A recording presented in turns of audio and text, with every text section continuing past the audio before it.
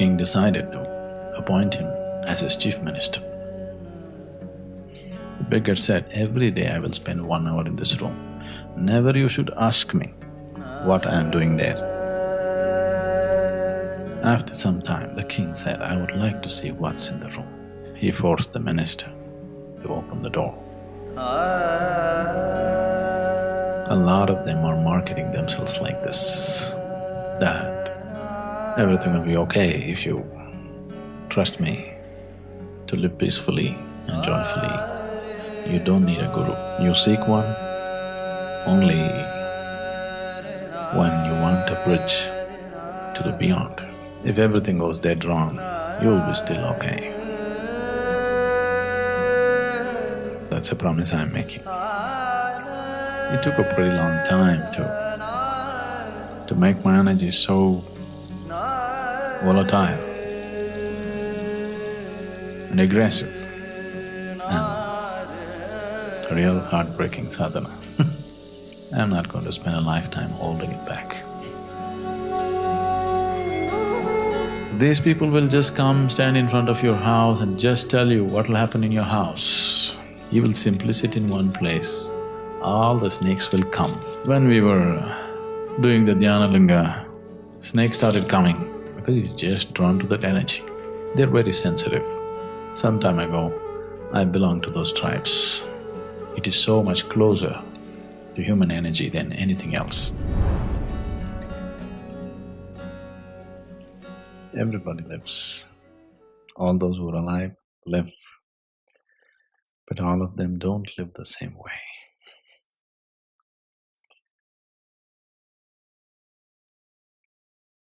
Simply due to lack of awareness, a lot of people make a complete mess of themselves and their life situations too. If life situations are a mess, it's okay.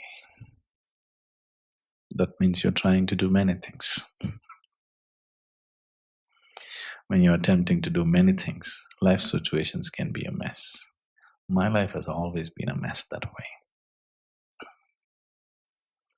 There's not enough mess, I will be into more activity. So it's always been a mess for a long time. Situations being a mess is one thing, but you becoming a mess is a different thing altogether.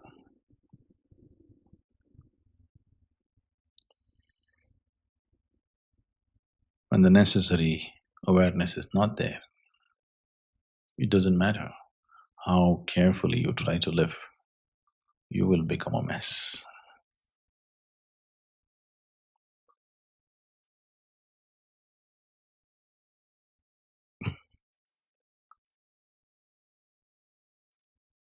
I will tell you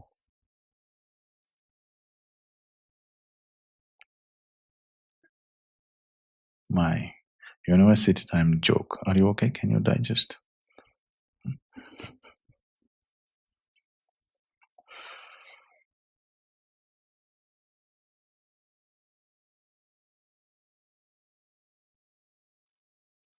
Let me make it up a little bit.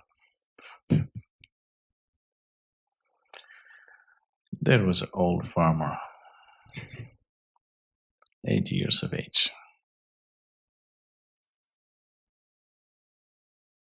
Because his family insisted that he must go for a medical checkup. He went. He was quite sturdy and well. He went for a medical checkup. The doctor stripped him down to examine him, and he noticed the old man was not even wearing an underwear. So after all this exam, he said, "You're built like a bull. You're strong and fine for your age." He was 80 years of age. But if you wear an underwear, one thing is, it's hygienic. It also keeps you warm.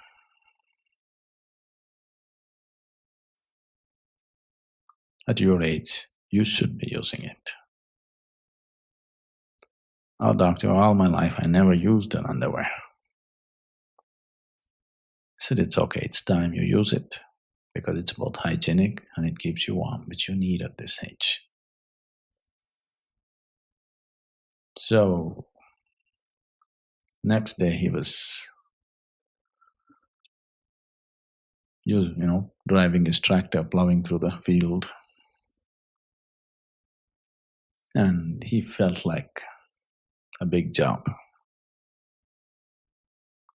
So he just got off his tractor, went and sat in the fields, did his job. Then he got up and looked back, said, sure, it's hygienic. Then he went and got up and sat on the tractor seat. He said, sure, it's warm too.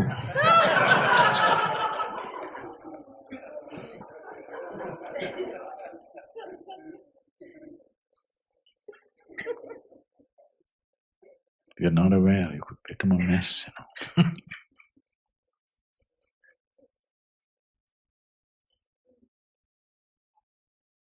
Nothing big needs to happen. Small jobs, you'll become a mess. With the necessary awareness one does not earn. If one spends time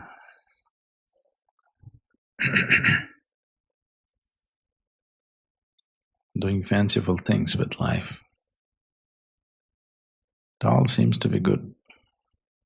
But slowly, before you know what happened, one day you will find you're a complete mess. No disaster needs to happen. Simply it'll happen. Just the simple process of life, you'll become a mess. Oh, nobody told me.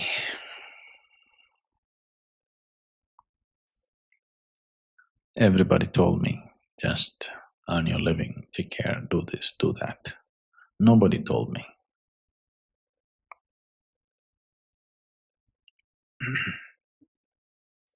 Nobody need to tell you this.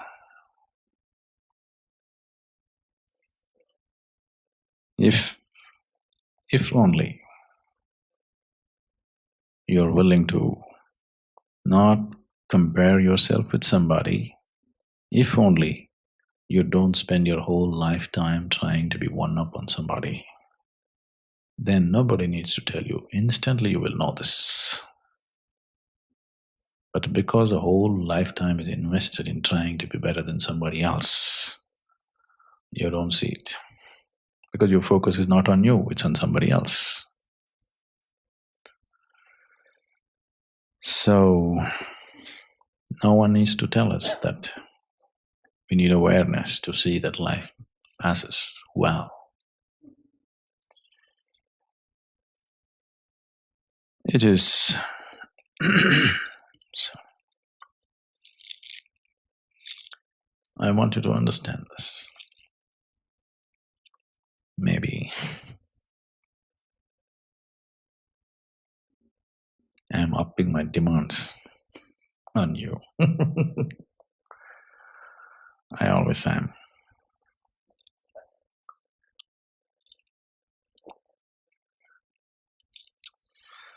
To live well, to live peacefully and joyfully, you don't need a guru. You got enough brain cells to do that yourself. You seek one only when you want a bridge to the beyond, not because you want to live well here. I know too many people think a guru means somebody who makes their life good, that everything will go on smooth. Because a lot of them are marketing themselves like this. That everything will be okay if you trust me.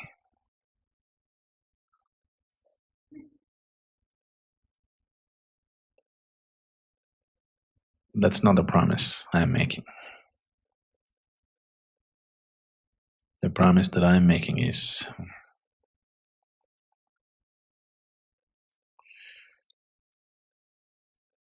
things may be okay, they may not be okay. That depends on various factors.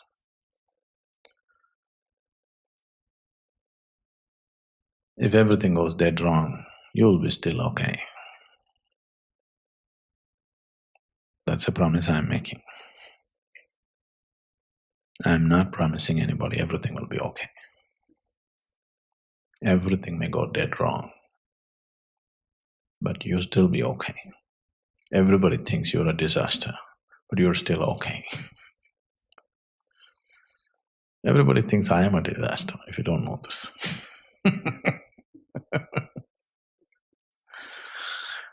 All those people, all those people who constantly live their lives just trying to earn one more buck, all of them think I'm a disaster. Yes, in that context, I am a disaster. Because almost everything that I do in my life is so reckless.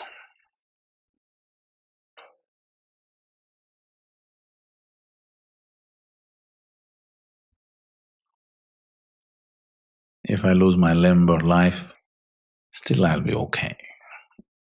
So, I don't have to hold myself back on anything.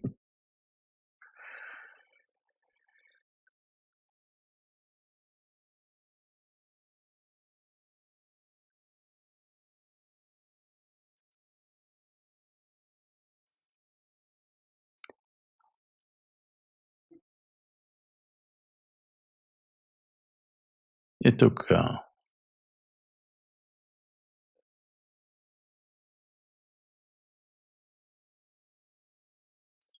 took a pretty long time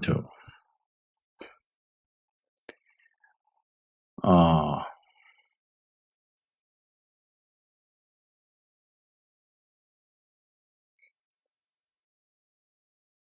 to make my energy so volatile and aggressive. I'm not going to spend a lifetime holding it back. It took a long time and a real heartbreaking sadhana.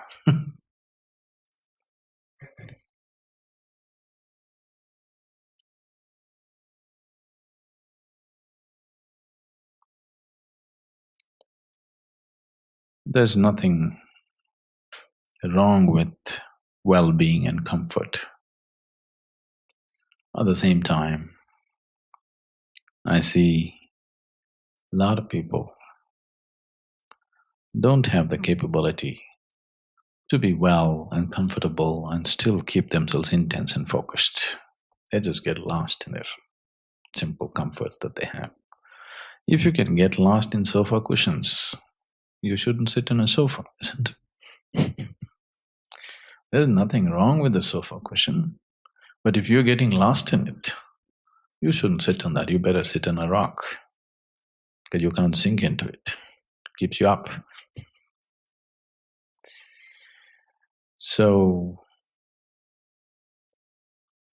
I'm not really against well-being and comfort and even luxury, I'm not against it. But most people don't know how to hold themselves. When they don't know, they must maintain a little balance between the two. That reminds me, there used to be a beggar.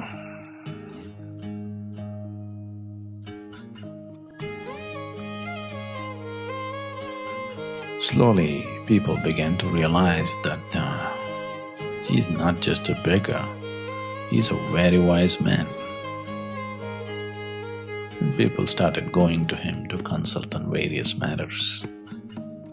His reputation spread. The king heard about him.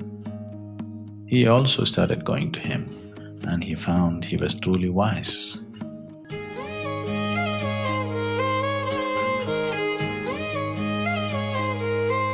The king decided to appoint him as his chief minister. beggar said, "I am willing to become the chief minister if I am useful to you. But you must give me one room in the palace where I'll keep certain things, and every day I will spend 1 hour in this room. Never you should ask me what I am doing there. Never should you go inside and see what is there." King agreed. What's the problem? You keep your room. I don't want to know what is in the room. Time passed. Every day, the beggar went into this room, spent 1 hour, came out, and conducted his ministerial duties. Slowly, though the minister was so brilliant and wise, king was greatly benefited by his services. Slowly it started bothering the king. People started telling him, he's got something in that room. Maybe he's just stealing you and storing up all the gold in that room. Like this, one after another, rumors spread. After some time, the king said, "I would like to see what's in the room." The beggar said, "You have agreed never to look. But if you do look, that's the end of my services here. I am leaving."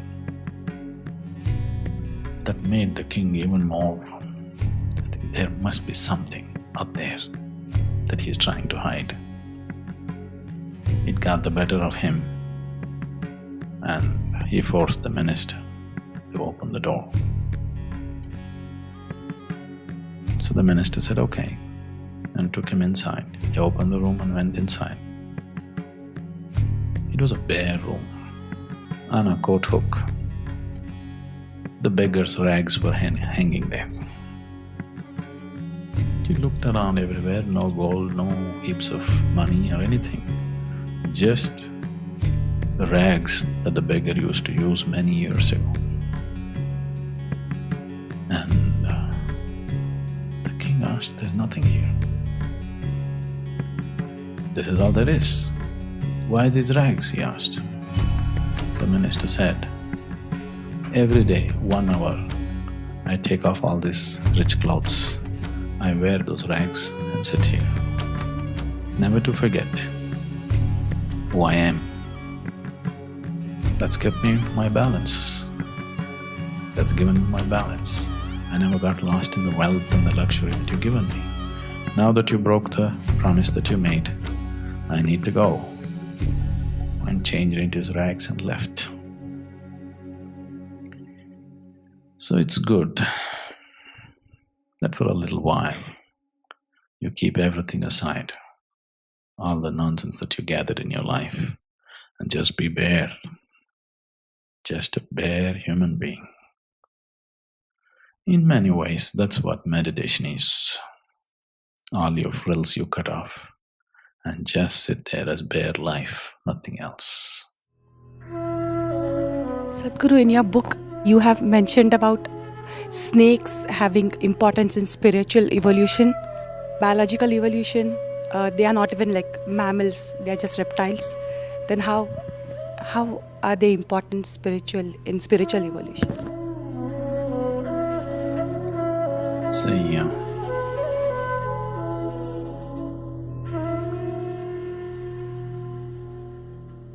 one thing, instead of going through the evolutionary scale, suppose, see now people are here. If you want to trace down their evolutionary scale, it'll be too much of conjecture, isn't it? We'll have to guess and second guess many things. But if you just look at people's quality, how sensitive they are, and their sensitivity is towards what? You can easily see where they are, isn't it? You understand what I'm saying? No?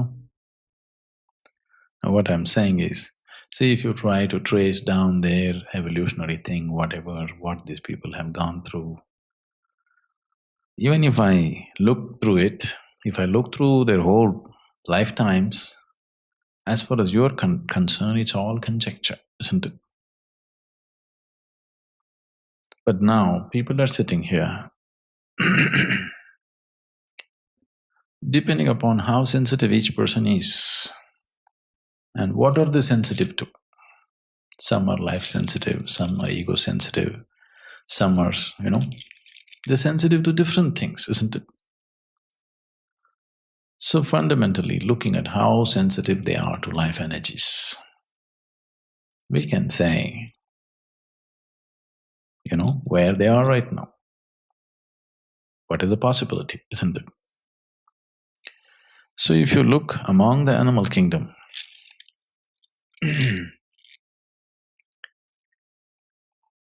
a few creatures are extremely sensitive to certain energies. One of them is snake. Of all of them, snake is very, very sensitive. I don't know if you're aware of this. There are tribes in India who are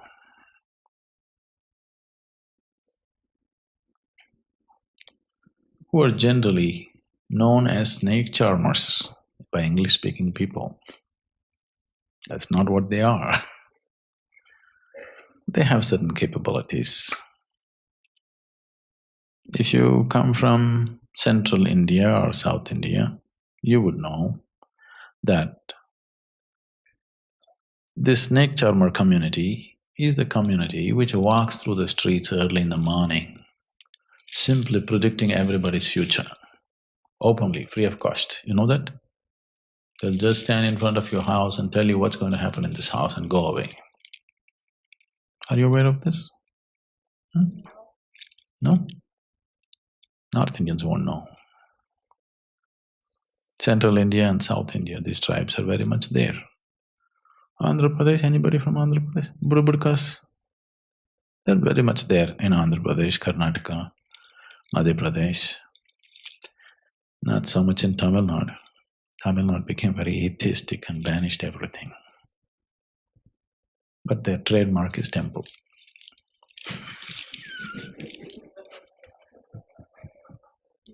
You know that Tamil Nadu state's symbol itself is temple, but they became very atheistic and they banished everything.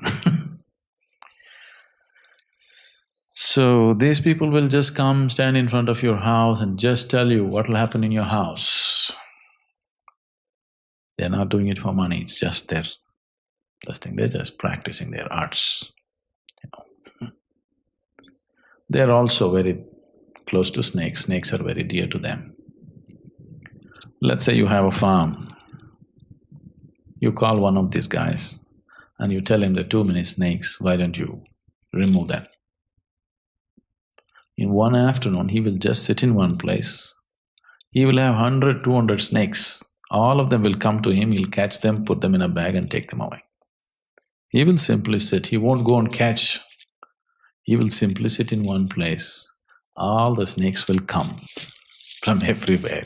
He will catch them one by one and put them into a gunny sack and take them away. Because if you just create a certain vibe around you, snakes will simply come. They just get drawn to that kind of energy.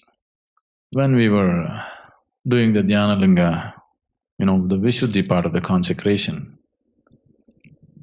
snake started coming, This particular snake just keeps coming. We pick it up and go leave it somewhere and come, just keeps coming back and coming back because it's just drawn to that energy like that. They're very sensitive. If certain rituals, certain consecrations, certain other things are being done, or even if somebody becomes meditative in a particular way, snakes will gather around him. So, because of their sensitivity to this, we are saying they're closer. Otherwise, this sensitivity wouldn't come.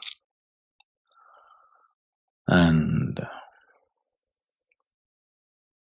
in the other parts of the world, Some misunderstanding has happened about the snakes, and somehow snakes were labeled as evil. One thing is, it's just the way a snake manages its locomotion which creates fear in people. Because as far as you're concerned, locomotion means like this, like this, like this, like this. You can understand 4 legs or 6 legs, everything. Even a centipede you can understand. But no legs, that's scary. See, that's the human mind. If snake had legs and came walking, you wouldn't be so scared of the snake, simply because he's… That's human mind, unfortunately. Anything that's not like us, something wrong with it. You are white, if somebody is black, something wrong with them.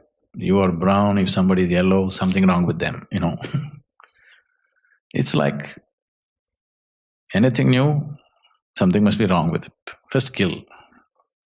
That's been the way. Especially with the snake, anywhere it appears, everybody screams, kill, kill, kill. By understanding the nature of the snake, people responded to the snake in a completely different way in the East. Snake got a very prime place in the spiritual process. There is a certain amount of symbolism involved in it, but also you see Shiva wearing snakes around him. Even in this culture or any other part of the world, for example, they're talking about snake being devil's agent who brought temptation to life, the original sin. I think this whole original sin is made up by some priests on the way to sell their produce. Otherwise, if you just look at it with openness, if snake is the one who brought the sense of Eve being a woman and Adam being a man and put them together in some way, the story is about that is how life started on this planet. Or in other words, snake happens to be the inducer of life on this planet. Yes? Whoever is the inducer of life, it's up to you to decide whether he is divine agent or devil's agent. Those who are against the very process of life, such people would think induction of life is devil's work. If you're for life, you would definitely see induction of life must be divine work, isn't it?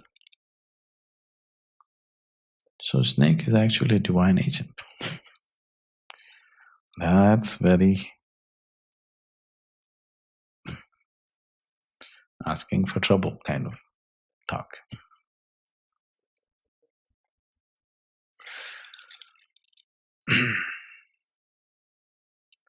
They've always been around me right from my childhood.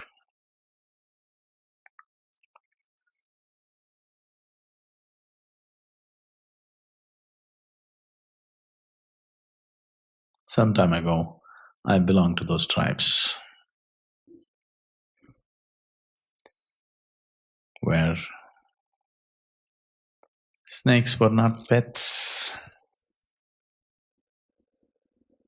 They were more than your life. They were all over you.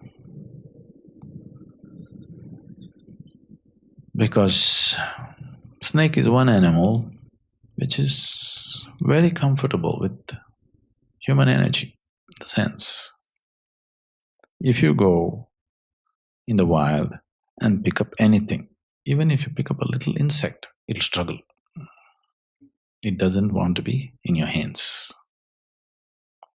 Snake is one animal, if you know how to take it, you can just pick up a snake like that, a wild one, and it'll come comfortably into your hands.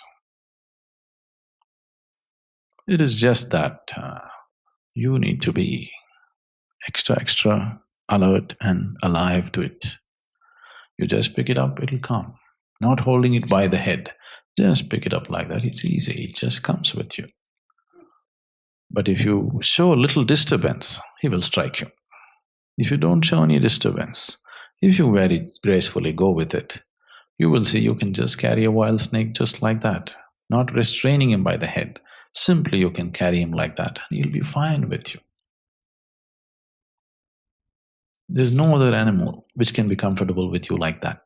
Human being means the moment they smell you, they're uncomfortable, all wild animals. Isn't it so? You know that? The moment they smell a human being, they are alert and uncomfortable. Snake is the only animal which is somehow comfortable with you. So based on all this, it is so much closer to human energy than anything else that you can find.